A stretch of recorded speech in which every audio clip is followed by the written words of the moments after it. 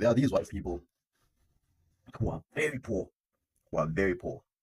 You'll see them driving cars that are rotting out at this point, old cars. And we black people, we wonder, what was this white person doing when white people were benefiting from apartheid, you know?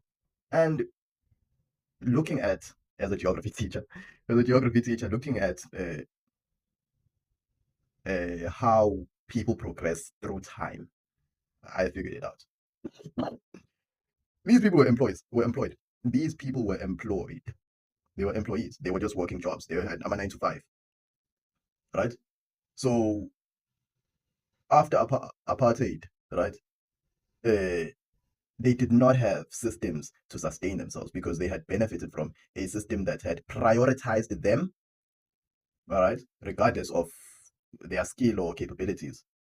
All right? They had no businesses, they had no infrastructure, they just had their townhouse, they had a job, and when the job ended, there was no way for them to have an income.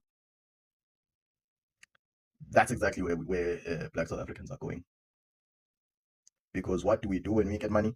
We're out here buying a nice house. We're out here building a nice house. You're buying a nice car. But you are not building anything to actually sustain those purchases. You get what I'm saying? You have a nice job, you buy a nice house in Shang or whatever. At some point you're going to retire. What will you have to make sure that you can actually afford to stay in Shang? You're building a nice double-story house for yourself.